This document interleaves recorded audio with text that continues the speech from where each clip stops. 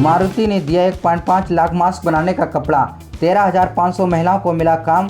गुड़गांव में self help groups में काम करने वाली महिलाओं को मास्क बनाने में सहायता करते हुए जिला प्रशासन ने मारुति सुजुकी इंडिया लिमिटेड से 10,000 मीटर कपड़ा दिलवाया है। इस तरह लगभग 13,500 महिलाएं इन समूहों के साथ जुड़ी हुई हैं। पवार ने बताया कि जिला में हीरो मोटोकॉर्प की ओर से भी स्वयं सहायता समूह की महिलाओं से फेस मास्क तैयार करवाया जा रहा है। बनाने की एवज में 5 रुपये प्रति मास्क के हिसाब से रकम दी जा रही है। सुप्रीम कोर्ट ने गृह मंत्रालय के आदेश पर लगाई रोक, कहा किसी कंपनी पर न हो केस। सुप्रीम कोर्ट ने लॉकडाउन में पूरा वेतन नहीं दे पाने वाली कंपनियों के खिलाफ मुकदमा नहीं चलाने का आदेश दिया है। देश की सर्वोच्च अदालत ने शुक्रवार को पूरे देश में प्रशासन को आदेश दिया है कि वे उन नियोक्ताओं एम्प्लॉयर्स के खिलाफ मुकदमा न चलाएं जो कोविड-19 के कारण राष्ट्रव्यापी बंद के दौरान कामगारों को पूरे पारिश्रमिक का भुगतान करने में असमर्थ हैं। न्यायमूर्ति एल नागेश्वर राव, संजय किशन कौल और वी.आर. गवई की पीठ ने केंद्र और राज्यों से मजदूरी का भुगतान न कर पाने पर निजी कंपनियों, कारखानों आदि के खिलाफ मुकदमा नहीं चलाने को कहा। शीर्ष अदालत ने औद्योगिक इकाइयों की ओर से दायर याचिकाओं पर केंद्र से जवाब मांगा है। ध्यान रहे कि केंद्रीय गृह मंत्रालय ने 29 मार्च को एक सर्कुलर के जरिए निजी प्रतिष्ठानों को निर्देश दिया था कि वो राष्ट्रव्यापी बंद होने के दौरान भी कर्मचारियों को पूरा पेमेंट दें। कोरोना का टीका बना नहीं पर वितरण को लेकर विवाद शुरू। कोरोना महामारी का टीका अभी बना भी नहीं है, लेकिन ये टीका किसको मिलेगा, इसे लेकर विवाद की स्थिति पैदा हो गई है। फ्रांस की एक कंपनी सनोफी ने कहा कि अगर वो टीका बना लेती है तो पहले इसे अमेरिका को देगी, क्योंकि उसे अमेरिका से सबसे ज़्यादा फंडिंग मिली थी। फ्रांस की सरकार ने इस फैसले पर कड़ा ऐतराज़ जताया है। दिल्ली से बेंगलुरु पहुंचे लोगों ने क्वारंटीन में जाने से किया इनकार, अब वापस लौटेंगे। दिल्ली से ट्रेन से बेंगलुरु पहुंचे लगभग 70 यात्रियों को क्वारंटीन का विरोध करने के बाद कर्नाटक सरकार ने एक अलग ट्रेन कोच में भेज दिया।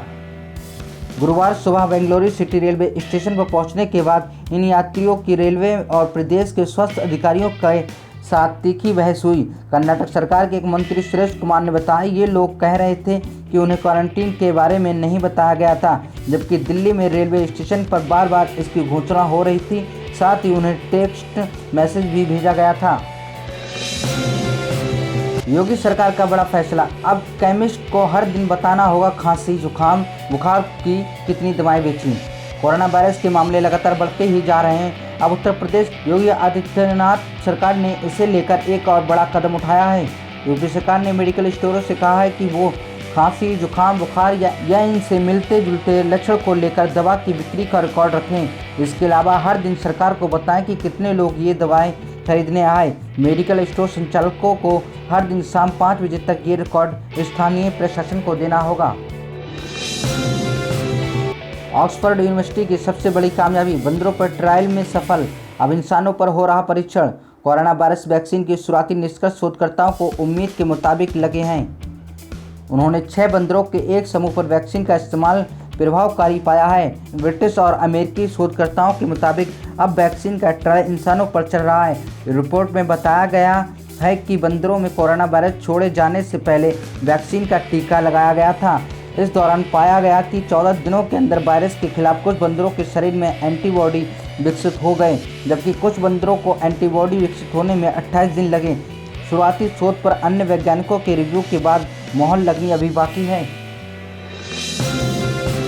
खगोलविदों ने ढूंढी लाखों में एक सुपर अर्थ, हमारी पृथ्वी से मिलता जुलता है यह नया ग्रह।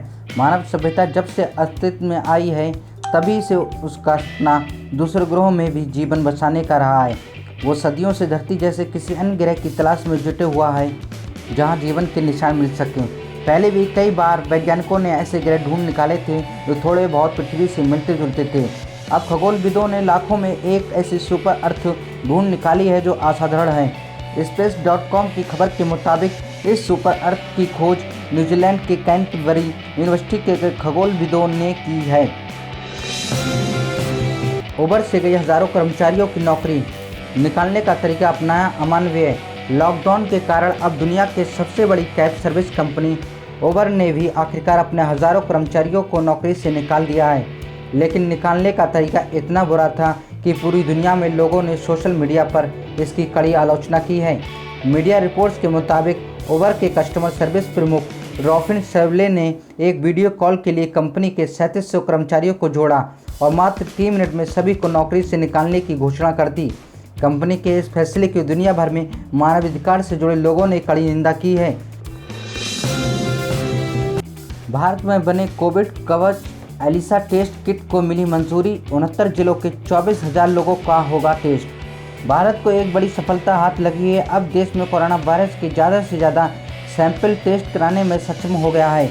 भारतीय आयुर्विज्ञान अनुसंधान परिषद ICMR ने जीड्स कैडिला द्वारा बनाई गई एंटीबायोटिक टेस्टिंग किट के पहले बैच को मंजूरी दे दी है। इस किट को कोविड कवच एलिसा नाम दिया गया है। इसे पुणे के नेशनल इंस्टीट्यूट ऑफ वायरोलॉजी में बनाया गया है। ये किट्स भारत के मरीजों से वायरस को आइसोलेट कर बनाई गई है। ICMR के बयान के मुताबिक एलिसा किट्स का इस्तेमाल स्वास्थ्य मंत्रालय के देशव्यापी सर्वे में होगा।